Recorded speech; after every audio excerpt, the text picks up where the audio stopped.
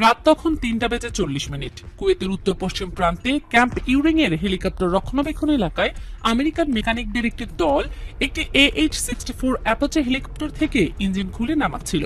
যুদ্ধের মাঝরাতে এটি তাদের কাছে নিতান্তই রুটিন কাজ মনে হচ্ছিল।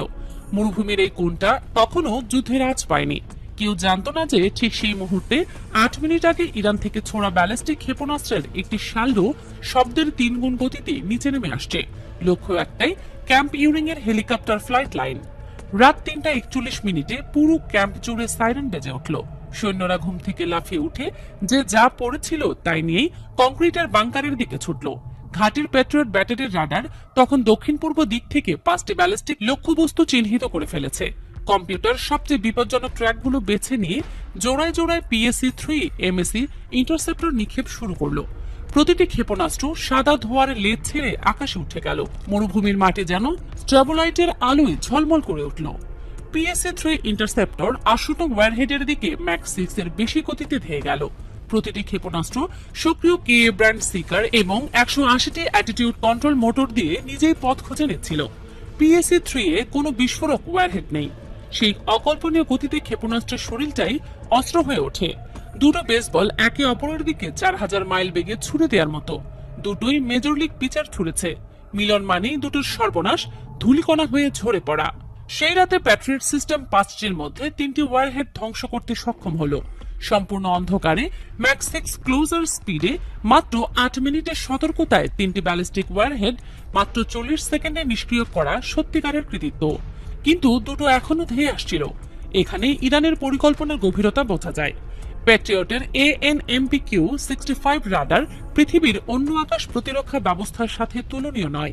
একটিমাত্র ফেস্ট অ্যারো অ্যান্টেনা থেকে সে একসঙ্গে লক্ষ্য খোঁজে, ট্র্যাক করে এবং ইন্টারসেপ্টর গাইড করে। কিন্তু এই রাডার মাত্র 90 ডিগ্রির একটি আকাশ সেক্টর স্ক্যান করতে পারে। এটা অনেকটা বাড়ির একটা দেয়ালে লাগানো সিকিউরিটি ক্যামেরার মতো। সামনের দরজা নিখুঁতভাবে দেখা যায়, কিন্তু কেউ যদি পেছনের জানালা দিয়ে ঢোকে, ক্যামেরা সেদিকে তাকিয়েও নেই। ঠিক এই ফাঁকটাই ইরান খুঁজে বের করেছিল এবং পুরো আক্রমণ পরিকল্পনা সাজিয়েছিল এই একটি দুর্বলতাকে ঘিরে। যখন প্যাট্রিয়ট ব্যাটারি রাডার দক্ষিণ পূর্ব ব্যালিস্টিক ট্র্যাকগুলোর দিকে পুরোপুরি স্থির হয়ে ব্যস্ত ছিল, তখন গত 40 মিনিট ধরে সম্পূর্ণ ভিন্ন দিক থেকে আরেকটি হুমকি নিঃশব্দে এগিয়ে আসছিল। 3টি Shahed 136 one way attack drone ইরানের উপকূলের কাছাকাছি ফরওয়ার্ড পজিশন থেকে লঞ্চ হয়ে মাত্র 100 ফুট উচ্চতার দক্ষিণ দিক থেকে ধীরে ধীরে এগিয়ে আসছিল। ঘন্টায় 100 নটিক্যাল মাইল গতিতে, শব্দহীন অদৃশ্যের মতো। প্রতিটি শাহেদের নাকে বসানো ছিল একটি বাণিজ্যিক GPS রিসিভার, হুবহু আপনার ফোনের ম্যাপ অ্যাপে যে চিপ থাকে সেটার মতো। 40 পাউন্ড বিস্ফোরক নিয়ে পূর্ব নির্ধারিত স্থানাঙ্কের দিকে নিখুঁতভাবে এগিয়ে চলছিল। ডানার বিস্তার 3.5 মিটারের কম, একটি বড় পাখির সমান রাডার ক্রস সেকশন। প্যাট্রিয়টের রাডার, যেটা ব্যালিস্টিক আর্ক খোঁজার জন্য উপরের দিকে তাকিয়ে থাকে, সেটার কাছে 100 ফুট উচ্চতায় উঠতে থাকা শাহেদ খুঁজে পাওয়া মানে ভ্যাকুয়াম ক্লিনারের শব্দের মধ্যে রান্নাঘর থেকে বাচ্চার পায়ের শব্দ শোনার মতো। ইরান হিসাব কষেছিল প্রতিটি শাহেদের দাম $30,000, প্রতিটি PSC-3 ইন্টারসেপ্টরের দাম $40 লাখ। ব্যালিস্টিক ক্ষেপণাস্ত্র দিয়ে ইরানের মনোযোগ সামনের দরজায় আটকে রাখো, আর শাহিদ দিয়ে পেছনের জ্বালানা দিয়ে ঢুকে পড়ো। গাণিতিকভাবে নিষ্ঠুর, কৌশলগতভাবে অপ্রতিরোধ্য। রাত 3:42 প্রথম ফাতে ওয়ারহেড হেলিকপ্টার রক্ষণাবেক্ষণ এলাকায় আঘাত করলো। শব্দের আগেই অতিচাপ অনুভূত হলো। বিস্ফোরণ দুটো অ্যাপাচের কঙ্কাল ছিঁড়ে ফেললো এবং হ্যাঙ্গারের একটি অংশ ধসিয়ে দিল, যে হ্যাঙ্গারে মাত্র 90 সেকেন্ড আগে একটি দল ইঞ্জিন খুলছিল। দ্বিতীয় ওয়ারহেড জ্বালানির ডিপোতে পড়ল। জেট ফুয়েল যেভাবে ভাবা হয় সেভাবে বিস্ফোরিত হয় না, এটা ফুলে ওঠে। কমলা রঙের একটা বিশাল আগুনের গোলা বাইরের দিকে ছড়িয়ে পড়ে যে গতিতে কোনো মানুষের পক্ষে সেই গতিতে দৌড়ানো সম্ভব নয়। এরপর একটা কালো ধোঁয়ার স্তম্ভ ভোরের আকাশ ফুঁড়ে উঠতে থাকে, 30 মাইল দূর থেকেও দেখা যাচ্ছিল। তারপর শাহেদরা পৌঁছালো। 3:43 যে শাহেদটি বেস কমান্ড বিল্ডিং এ আঘাত করলো, সেটা সরাসরি অপারেশন সেন্টারের মধ্যে বিস্ফোরিত হলো। একটিমাত্র আঘাতে পুরো ক্যাম্পের স্নায়ুকেন্দ্র ছিন্ন ভিন্ন হয়ে গেল। ক্যাম্প ইউরিং চলছিল। 8 দিন ধরে অ্যাপাচি আর ব্ল্যাকহেড সার্ভিস করে নেয়া হেলিকপ্টার ফ্লাইট লাইন সম্পূর্ণরূপে আগুনে ঢেকে গেল। ইরানের IRGC নৌ কমান্ডার, যিনি এই হামলার নির্দেশ দিয়েছিলেন, তিনি এনক্রিপ্টেড রিলের মাধ্যমে সাফল্যের নিশ্চিতকরণ বার্তা পেলেন। 3 সেকেন্ডের মধ্যে নিজেকে সন্তুষ্টি অনুভব করতে দিলেন।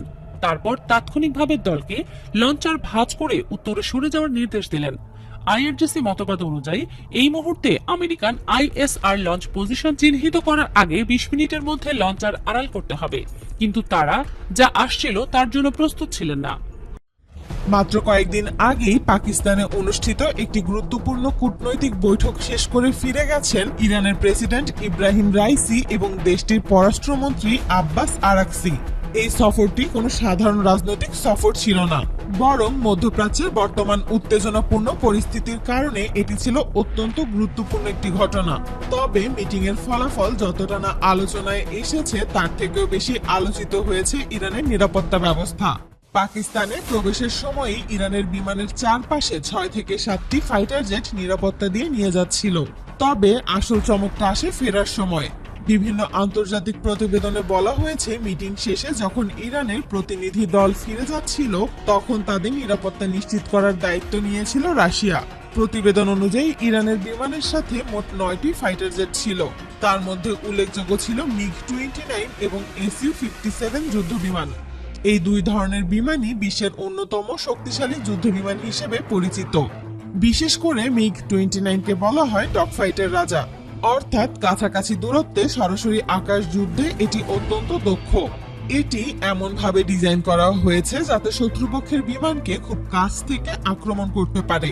এটা আকাশে থাকা যুদ্ধ বিমান এমনকি মাটিতে থাকা শত্রু ট্যাঙ্কে একসাথে অ্যাটাক চালাতে পারে। পুতিন যতবারই সফরে বের হয়েছেন প্রতিবার তার বিমানের সাথে এই ফাইটার জেটগুলোকে দেখা গিয়েছে। অন্যদিকে Su-57 হলো রাশিয়ার পঞ্চম প্রজন্মের স্টেলথ ফাইটার জেট। এর গতি প্রতি ঘন্টায় 2200 কিলোমিটারেরও বেশি। এটি শুধু দ্রুত গতিরই নয় বরং রাডার এড়িয়ে চলার ক্ষমতাও রাখে। বিভিন্ন রিপোর্টে বলা হয়েছে এই বিমানটি একসাথে 25টা টার্গেট ট্র্যাক করতে পারে এবং একসাথে 13টা টার্গেটে আক্রমণ চালাতে সক্ষম। জানলে অবাক হবেন এটি প্রায় 12 টন মিসাইল ও বোমা বহন করতে পারে। তবে ইরানের ব্যবহার করা বিমানটি নিয়েও বেশ আলোচনা উঠেছে। অনেক বিশেষজ্ঞ মনে করছেন এটি রাশিয়ার প্রেসিডেন্ট ভ্লাদিমির পুতিনের ব্যবহৃত ইলুশিন 296 বিমানের একটি পরিবর্তিত সংস্করণ হতে পারে, কারণ দুটি বিমানের গঠন এবং ডিজাইনের মধ্যে অনেক মিল দেখা যায়। যদিও এই বিষয়ে আনুষ্ঠানিকভাবে কোনো তথ্য পাওয়া যায়নি। তবে আশ্চর্যের ব্যাপার হলো বিভিন্ন প্রতিবেদনে বলা হয়েছে রাশিয়ার এই বিমানে আলট্রা জ্যামিং টেকনোলজি ব্যবহার করা হয়েছে। ফলে এই বিমানের কাছাকাছি কোনো অচেনা যুদ্ধ বিমান চলে আসলে স্যাটেলাইট থেকে ডিসকানেক্ট হয়ে দিক হারিয়ে ফেলে।